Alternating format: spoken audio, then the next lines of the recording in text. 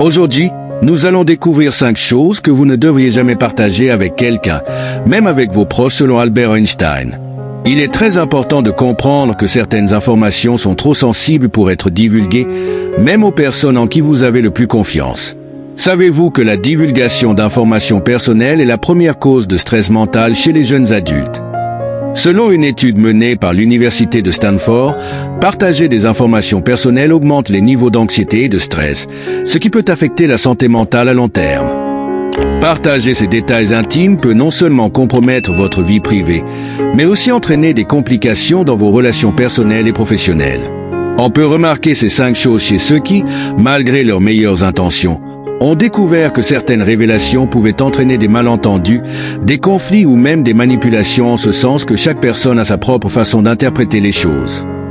Les informations que vous partagez peuvent être interprétées de différentes manières ou, pire encore, utilisées contre vous.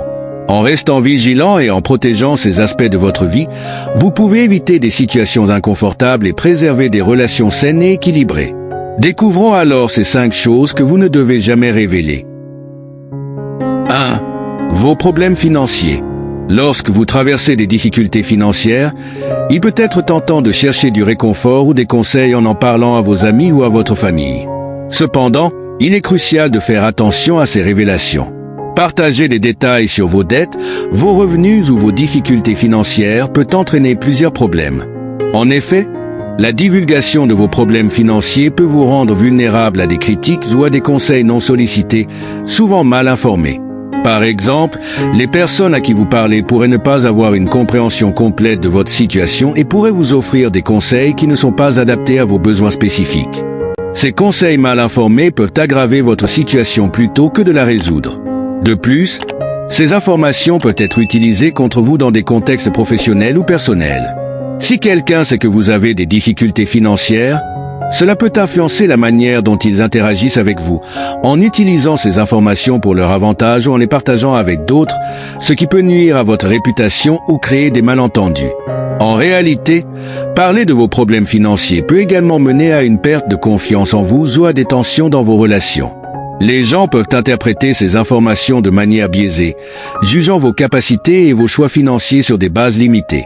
Cette situation peut non seulement augmenter votre stress, mais aussi vous rendre plus vulnérable à des manipulations émotionnelles, car certains pourraient utiliser votre vulnérabilité pour vous influencer ou vous manipuler. En résumé, gardez vos problèmes financiers pour vous afin d'éviter les critiques et les manipulations, vous donnant ainsi une mentalité plus sereine et plus focalisée sur la recherche de solutions adaptées à votre situation. Partager des détails financiers peut entraîner des complications dans vos relations et des malentendus potentiels. Pour gérer vos finances de manière efficace tout en préservant votre vie privée, essayez la technique de la gestion budgétaire personnelle et la planification financière stratégique.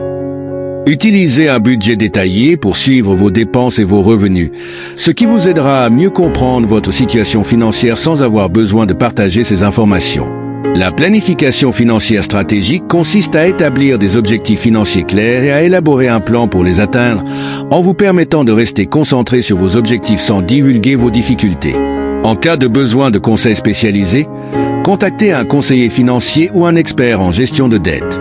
Ces professionnels peuvent vous fournir une aide adaptée tout en respectant votre confidentialité. 2. Vos secrets intimes. Les détails de votre vie intime sont extrêmement personnels et doivent rester privés. Que ce soit des aspects de votre sexualité, vos fantasmes, vos maladies ou des expériences passées. Il est préférable de ne pas les partager largement. Bien que la tentation de parler de vos secrets intimes puisse être forte, surtout si vous recherchez du soutien ou de la compréhension, il est essentiel de faire preuve de prudence. En effet, la divulgation de vos secrets intimes peut vous exposer à des jugements et des incompréhensions. Les informations sensibles que vous partagez peuvent être interprétées de manière erronée ou mal utilisées par les autres. Par exemple, une confidence faite dans un moment de vulnérabilité pourrait être utilisée contre vous lors d'une dispute ou d'un conflit. De plus, partager ces détails peut entraîner des malentendus et des complications dans vos relations, car les autres pourraient ne pas être capables de gérer ou de respecter la nature privée de ce que vous avez révélé. En réalité, parler de vos secrets intimes peut aussi vous rendre plus vulnérable à des manipulations émotionnelles. Les personnes qui connaissent des aspects très personnels de votre vie peuvent utiliser ces informations pour vous influencer ou vous manipuler, exploitant votre vulnérabilité à des fins personnelles. Cette exposition peut également nuire à votre réputation et à votre dignité, car ces informations peuvent circuler et être utilisées dans des contextes où vous n'aviez pas prévu leur divulgation. En résumé, gardez vos secrets intimes pour vous protéger votre dignité et vous évite des jugements ou manipulations potentielles. En préservant la confidentialité de ces aspects de votre vie, vous maintenez votre intégrité et vous vous protégez des complications relationnelles. Parler de ces détails personnels peut entraîner des malentendus et des tensions dans vos relations. Pour gérer vos émotions et obtenir du soutien tout en préservant votre vie privée, essayez la technique de l'autojournalisation et la pratique de la pleine conscience. L'autojournalisation vous permet d'exprimer vos pensées et sentiments en toute sécurité dans un journal personnel, ce qui peut aider à clarifier vos émotions et à réduire le stress. La pleine conscience, quant à elle, vous aide à rester centré et à gérer les émotions difficiles sans les partager nécessairement avec d'autres.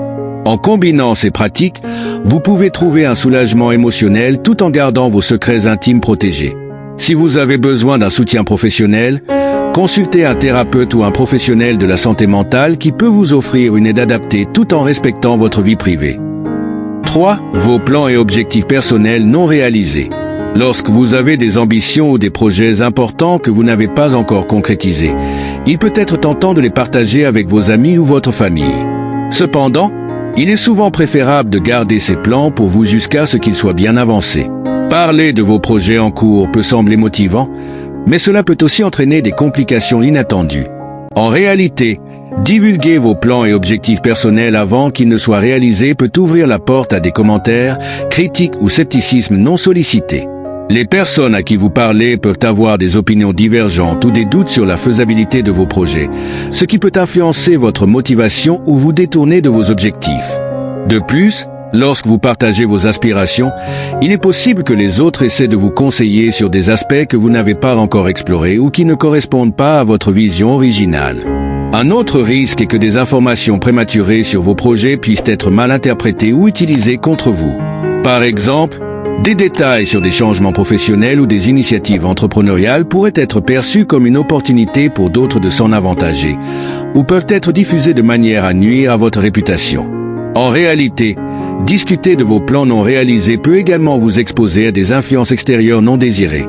Peut se transformer en critiques qui sapent votre confiance en vous ou qui vous détournent de votre chemin. En gardant vos projets confidentiels, vous vous donnez la liberté de les développer sans pression extérieure ou interférence non désirée.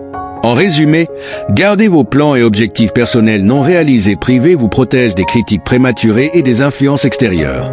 Cela vous permet de travailler sur vos projets dans un environnement plus serein et de les concrétiser sans obstacles supplémentaires. Pour protéger vos aspirations tout en bénéficiant de soutien constructif, essayez la technique de la réflexion en solitaire combinée à des revues périodiques. Consacrez du temps à réfléchir seul à vos objectifs et à leur avancement en notant vos idées et progrès. Ensuite, lorsque vous êtes prêt à obtenir des retours, faites-le de manière ciblée avec des personnes de confiance qui comprennent vos objectifs et peuvent offrir des conseils pertinents sans compromettre la confidentialité de vos projets. Si vous avez besoin de conseils plus approfondis ou de validation, consultez des experts qui peuvent offrir un soutien personnalisé tout en respectant la discrétion nécessaire pour vos projets. 4. Les détails de vos conflits personnels. Les conflits que vous avez avec vos proches, vos amis ou vos collègues peuvent être très stressants, et il peut être tentant de les partager avec d'autres pour obtenir du soutien ou des conseils. Cependant, il est souvent préférable de garder les détails de ces disputes privées pour éviter des complications supplémentaires. En effet, révéler des aspects intimes de vos conflits personnels peut compliquer davantage la situation. Lorsque vous partagez des détails sur vos disputes, vous risquez de créer des biais ou des malentendus parmi les personnes avec qui vous en parlez. Elles peuvent prendre parti, interpréter les événements de manière unilatérale ou formuler des conseils basés sur une compréhension limitée de la situation. Ces réactions peuvent non seulement aggraver le conflit, mais aussi nuire à la relation que vous avez avec les personnes concernées. En outre, les informations que vous divulguez peuvent circuler, parfois déformées, et nuire à votre image ou à votre réputation. Parler de vos conflits personnels à des tiers peut également provoquer des tensions supplémentaires dans vos relations. Les personnes à qui vous confiez ces détails peuvent ressentir une pression pour prendre parti ou faire des commentaires qui intensifient le problème.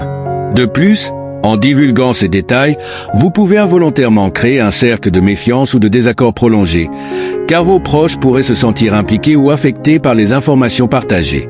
En réalité, partager les détails sur vos conflits peut aussi exposer vos relations à des jugements extérieurs et des interventions non désirées.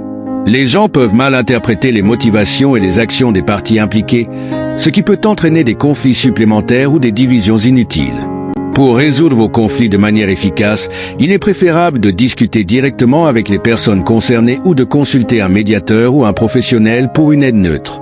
En résumé, garder les détails de vos conflits personnels privés vous permet d'éviter des jugements extérieurs et des complications dans vos relations. Cela vous aide à résoudre les problèmes de manière plus discrète et efficace, sans l'influence d'avis extérieurs non sollicités. Pour gérer un conflit efficacement tout en préservant la confidentialité, une technique utile est la méthode de la communication non violente. Cette approche, développée par Marshall Rosenberg, consiste à exprimer vos besoins et sentiments de manière claire et respectueuse, tout en écoutant activement ceux de l'autre partie. Cela permet de résoudre les conflits en se concentrant sur les besoins réciproques plutôt que sur les accusations ou les reproches. Si vous avez besoin de soutien supplémentaire ou de conseils pour appliquer cette technique, consultez un médiateur ou un professionnel qui peut vous offrir une assistance impartiale et respectueuse de la confidentialité de votre situation. 5. Vos échecs personnels. Lorsque vous traversez des périodes d'échec ou de déception, il peut être tentant de parler de vos revers pour obtenir du soutien ou de la compréhension. Cependant, il est souvent plus prudent de garder ces aspects de votre vie privée jusqu'à ce que vous ayez trouvé des solutions ou que vous soyez prêt à en parler de manière constructive. Partager les détails de vos échecs personnels peut vous rendre vulnérable à des jugements ou à des réactions négatives. Les personnes à qui vous confiez ces informations pourraient interpréter vos échecs de manière biaisée, ce qui peut nuire à votre estime de vous-même ou influencer négativement leur perception de vos capacités. Par exemple, des informations sur un échec professionnel ou personnel peuvent être utilisées pour réduire votre crédibilité ou pour critiquer vos compétences, ce qui peut affecter vos relations professionnelles ou personnelles. En réalité, parler de vos échecs avant d'avoir pris des mesures concrètes pour les surmonter peut également entraîner des complications dans vos interactions sociales. Les commentaires ou conseils bien intentionnés peuvent parfois être décourageants plutôt que constructifs. De plus, partager ces détails peut entraîner des malentendus ou des préjugés chez les autres, qui pourraient juger vos capacités en se basant sur ces revers plutôt que sur vos réussites et efforts. En résumé, en préservant la confidentialité de ces revers, vous maintenez votre estime de vous-même et concentrez vos efforts sur des solutions constructives. Utilisez l'analyse introspective et la révision progressive pour gérer vos échecs de manière efficace. Si vous avez besoin d'un soutien supplémentaire, faites appel à un coach ou à un mentor pour obtenir des conseils adaptés tout en respectant votre vie privée. Pour gérer vos échecs personnels tout en préservant votre bien-être, essayez la technique de l'analyse introspective et la révision progressive. L'analyse introspective consiste à réfléchir de manière critique sur ce qui n'a pas fonctionné, à identifier les leçons apprises et à élaborer un plan pour aller de l'avant. La révision progressive implique de revoir régulièrement vos objectifs et vos progrès, ce qui vous permet de rester sur la bonne voie tout en ajustant vos stratégies sans exposer vos échecs. Si vous avez besoin de soutien pour surmonter un échec, il est conseillé de consulter un coach ou un mentor qui peut offrir une perspective professionnelle et des conseils constructifs tout en respectant votre confidentialité. En conclusion, il est crucial de préserver la confidentialité sur certains aspects de votre vie pour éviter les jugements, les malentendus et les complications relationnelles. En gardant privés vos problèmes financiers, vos secrets intimes, vos plans personnels non réalisés, vos détails de conflits et vos échecs personnels, vous protégez votre dignité, votre intégrité et votre bien-être.